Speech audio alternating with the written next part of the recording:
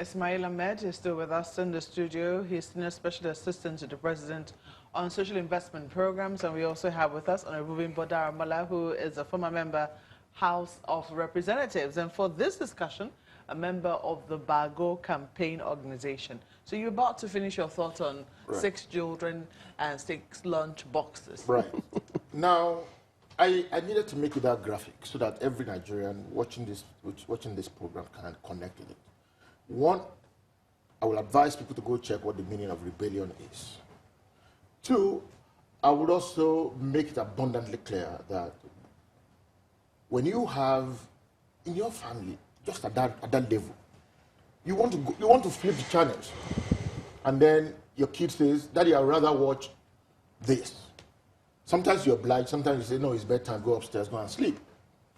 Now, all of these guys, all of the members of the APC, particularly my candidate, by the grace of God, is still, one, there are qualifications that you must meet before you become, or even come close to wanting to become the Speaker of the House. Your ranking level, your commitment to the party, your all of those details. Up until now, amongst all the people running or seeking this position, it comes light years ahead of everybody with respect to the politics of President Buhari. So when you read, so what does that mean? Right, I'm trying to justify that everybody running. You didn't talk about ranking. You said the politics of President Buhari. Yes. What does that mean? President Buhari is the leader of the party, is the leader of the country. He's the one that we're following now. He provides leadership. So how? And then if somebody had been with President Buhari for 16 years, baked in that crucible for 16 years, he will suggest that this guy will want President Buhari to succeed. Irreducible minimum.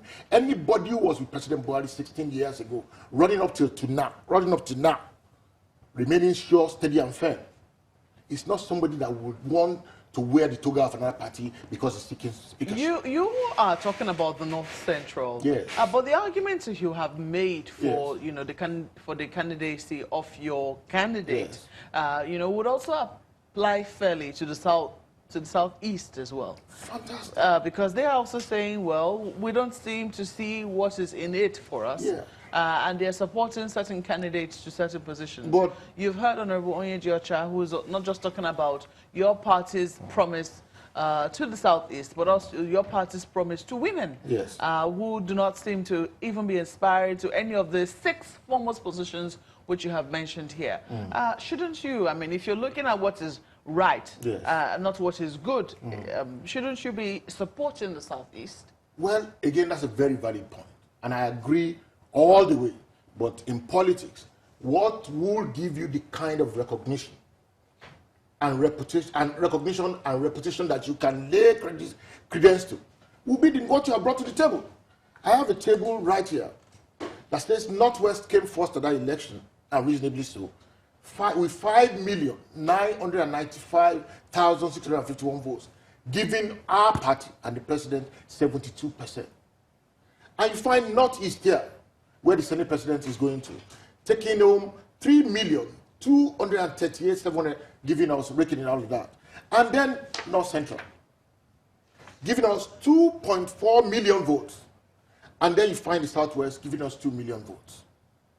I need to also let you address. So because they did not bring in, because I mean you have heard the argument, and I would like, I'd like Ismail to weigh in on this. If I leave my points hanging, people will not be able to connect with it. No, let me quickly show the public this paper. So you talk about the Northwest getting 72%, yes. Northeast 74%, coming first, second, and yes, third. yes, North Central 54%. Yes. So I get your point on that. Now let me close on that point. Let me close on it.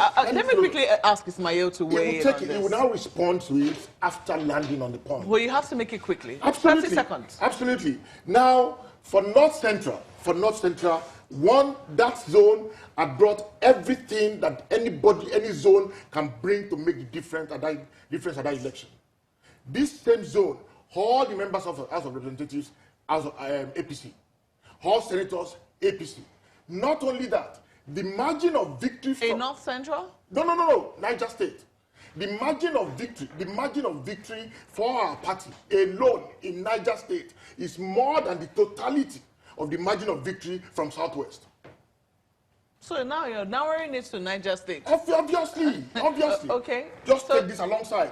Now, for a state, yes, to produce the margin of victory that is more than the entire the entire 6 states of the Southwest, it would suggest that this is a die-hard core zone of the president. Honorable, you know, there's definitely a follow-up question to that, but let me quickly ask Ismail to weigh in on this. What do you make of this agitation, this demand that we brought in number 3? We brought in the third most concentration of votes for the APC in North Central, and so we should get a foremost position, so to speak. Well, I have a few problems with this, and I'm trying to be very careful here, because Honorable Bimbo is here as a member of a particular individual's campaign organization. I'm not here as a member of anybody's campaign organization. I'm here as a member of the party, a member of the Board of Trustees, and therefore I wouldn't want to go into any argument, because first of all, these are members of our party. 2, the person that he is supporting is somebody who is a personal friend of mine as well. So I'm trying to be very careful here and just toe the line of the party. First of all, I think first mistake is that if you are a member of the party, you agree and you believe in the tenets of the party, then public campaign against a stand of the party is not yours. I think every campaign should be carried within the corridors of the party to ensure that either you get this zoning, if that's what you want, to either the zone or to individual.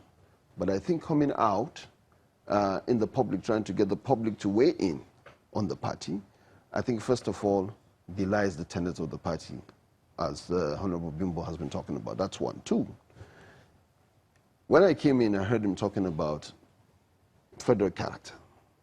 I'm not sure federal character, as enshrined in the Constitution, was talking about the number of votes coming in from those characters. And that's what he seems to be saying. So it's either that is he talking about based on numbers of votes that come in, or principle of federal character as enshrined by the Constitution, because I don't think that is premised upon the number of votes that are coming. Because if you do that, you are completely shutting out 2 very critical zones, which is the Southeast and the South-South, out of his own political arithmetic. And like I said in the beginning, they are principal positions. And every deputy to a principal position acts at the behest, even though recognized by the Constitution, but acts at the behest of the principal. So a vice president acts at the behest of the president. A deputy speaker that the North Central is running away from, clearly, is supposed to be part of the principal positions, right? So that it's running away from is because it acts only, the deputy speaker acts only when the speaker is not available. So if you look at the principal positions, like I mentioned at the beginning, a president, a senate president, a speaker, and that is even joining executive and legislature together. You know, because if you want to do them apart, then you're dealing with the executive have different things, just like judiciary have a completely different set, different arms of government. But since we're in politics, and those are the only 2 bodies or arms of government that are elected, that's the executive side being the president and the vice president, and the legislature being the presiding officers who are now elected by all the members of a particular house, whichever house it is. So I think we should restrict it to our campaign within the party. I understand some of the valid points that was raised. I'm a politician. I understand numbers more than anything else. I understand the fact that my state, Kano, for example, gave 1.4 million.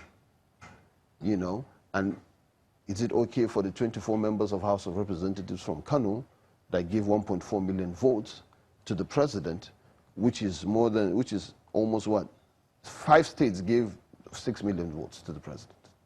5 states. So if we're going to stick to that kind of argument, narrowing it down to Niger State, for example, or to Kano State, then there are so many other states that have the right to go out and say, okay, you know what? All these things should be put aside. We have given this number of votes. Katsina State, for example, gave 1.2 million votes. You know, Borno gave, what, 800,000 votes. Kano gave 1.4. Jigawa gave 800,000. They can all demand, say, okay, hold on, wait a minute. We can demand particular positions, but let us, please, for the sake of the unity of the party, and this is why I'm here, toe the line of the party. And just like Honorable Bimbo said, and I totally agree that... Let me quickly interrupt President Muhammad Buhari think people like Honorable Bimbo Daramola have had to come out because of the strong stance which your party has taken? I mean, this campaigning outside, for instance, perhaps maybe the doors against, or the doors to complain on the inside, or maybe campaign on the inside, have been shut. But in politics, it is never over until it is over. It is never over until it is over. Now, for example, he gave an example of somebody who has been with the president for the last 12, 13, 14 years, since the president started coming out. 16 years since the president, since the advent of the president in politics in 2002 and 2003. That is true. I've also been there. But the problem is, if this same president sat down at a meeting and all agreed with members of the party that, okay, fine, let us adopt a particular candidate, and you come out and continue campaigning, are you still following that president? Just so. Let's just be clear about that. What do you also have to say to the Southeast, which is feeling shortchanged? Because if you're saying go with the party, follow the party, you're a party man and you want peace and unity amongst all party members, what do you say to those who are agitating from the Southeast? Well, we haven't heard anything from the South, but the Southeast has been pretty loud. That's what I'm saying. And I'm not saying I'm going against Bimbo, Daramola, or Honorable Bago, or the North Central. Absolutely no. What I'm simply saying is that for the purposes of unity, like the president said in his speech with the meeting with the members of House of Representatives, do not allow yourselves to be carved into pieces and allow division to grow and engulf us as it did in the past when we allowed it to fester, when we could have nipped in the bud. We didn't do that. What I'm saying is that it's a valid point. And I'm personally making arguments for Southeast and even North Central within the party. I'm personally making arguments for it. You know why? Because I believe that the institutionalization of the party is more important than anything else. How do you institutionalize the party? You depersonalize it. Right now, we had 15 million votes in 2019 to get us to the finish line. 10 million of which has been constant for President Muhammad Buhari. In 2023, President Muhammad Buhari will no longer run for president. Those 10 million votes cannot be guaranteed if the party does not in itself institutionalize itself to grab those 10 million votes for itself. Fantastic. And right? Now, to go ahead and do that, first and foremost, is to make sure that we do not, at any level, try to bring ourselves down within the party. That's why I always advocate for let us do whatever we can within the party. Fight as much as possible as we can within the party. Do whatever it is within the party. But the moment a decision has been made and it goes out, we toe the line. We may not be happy with it. We may disagree with it. But let us toe the line for the sake of the party, because building this party, we just had a gubernatorial election where we lost about 4 states: Imo, Oyo, Adamawa, and Bauchi. Bauchi critical. Bauchi has been giving us 800 to 900,000 votes in the last 2 elections of the president, delivering us past official. So this is not the time for us to have individuals going in and fighting the party. I think we should toe the line of the party. I think it's really critical that we do that to institutionalize the party. A quick response. We're about to close. Well, let me quickly thank him for pointing us in the direction of the future of this party. The future of this party will sit squarely on justice and equity. Equity is the foundation for stability. He regaled us with how we've lost 4 states. And he's giving us one thing to deal with. He also points out that you might be belligerent. Sorry to interrupt you, but you might be towing the line of belligerence by coming out. There's no belligerence in this. Yes. What we're saying is that publicly campaign for your candidate. No. He just put something on the front burner now. That one, when President Buhari's personality does not poll the 10 million votes again, are we going to still be able to win as a party? And he's addressing his mind futuristically to the future of this party. The future of this party will sit squarely on the shoulders of people who realize that equity is the basis for, is the foundation for stability. This is not belligerence. I've never done any other party all of my life. Just the progressives. Now, and Bago shares the same thing. What we try to do here is to say that, come, he said it's not over until it's over. We're saying that it would matter, it will make a little bit of difference if we look at this. And this is not about Bago. The ownership of all of this is, has gone to the South North Central people who feel that, come on now, we put in all of our efforts to ensure that we've done so well. How come speakership is going to a zone that already has a vice president? And that's a legitimate question. It's a very delicate balance. It's a question that it's a delicate balance that members, the party must be able to address, and we trust that the chairman of the party, who is the product of. Oh, we do apologize for we lost a bit of signal there at that point in the final moments of our guests here. But let's quickly take their closing moments again, if they can quickly recap their thoughts. You were saying something about towing the party line. You quickly want to recap what you were saying, Honorable. I'm sorry, Mr. Ismail. Yes, I think, like I said, this is the party should be respected, and we can have all our disagreements within the party, within the corridors of the party. Make sure that we don't bring our dirty laundry to the public, because for every time that we go out to the public and try to bring the bear of public opinion on the party, we try to seek division within the party, which was exactly what the president warned against in his meeting with the National Assembly members. And I think we should do that. I think for the sake of the institutionalization of the party, like I mentioned in the beginning, we should make sure that we remain united. We can have the disagreements, we can have our preferences, but ultimately when the party makes a decision, everybody should toe the line of that party. And ultimately, this government, we won this election by 50 million votes. It is very clear that 10 million of those votes belong to Muhammadu Buhari as a person. In 2023, we are going in for another election where the president will not be on the ticket or on the ballot again. If he's not on the ballot, where do our 10 million votes go? If we do not institutionalize this party, if we do not demonstrate capacity to hold this country and govern it as well as we did in the last 4 and the next 4 years, God willing, then we may have a problem. And that could come from division. The biggest threat to any political party is internal implosion. We cannot allow that. That is why I do not support at any given opportunity for any member of the party to come out on a decision that the party either has made and he has disagreements with. We can still bear our brunt within the party structure to make sure that we get what we want, as opposed to coming out the public and try to fight the party from external. Honorable Daramola, please, kindly. Well, I do not think that anybody wants to break the party, and this is not belligerence, this is not rebellion, but a fair, legitimate, and quest for equity. He had done well enough by putting something on the front burner, which is the fate of the party post the years of the president. Let me tell you, it will take equity and justice for the party to remain together and all of that. Let me also make it abundantly clear to you that the guys who will be taking the baton from Mr. President will be guys who are deep in and deep steeped in his philosophy. The philosophy of President Buhari is one that Bago had internalized and worked with for all of 16 years. President Buhari's life is about struggle. Everybody knows that.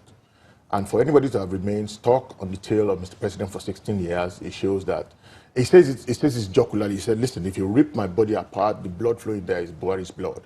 And then I know he's committed. This is not about anybody taking pot shot at the party. Absolutely not. I love the party.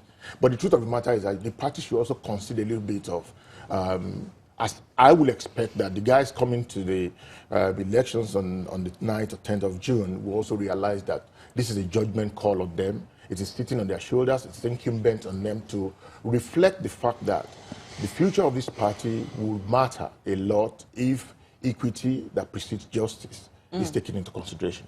Well, I want to believe that what is right and what is good will be, you know, will be convergent, so to speak. No, the house of Mr. Right is farther away from Mr. Good. Well, So I don't think that they have to a be little bit mutually there. exclusive. No, if it's right, on it will this be good. matter, But if it's good, it may not be right. Okay, well, let us see how it eventually pans out when the 9th Assembly convenes, when they eventually resume and they're inaugurated.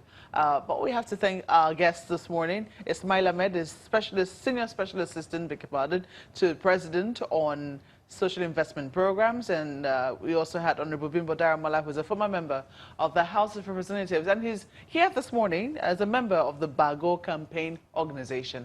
Sunrise Daily will continue in a moment. Please stay with us.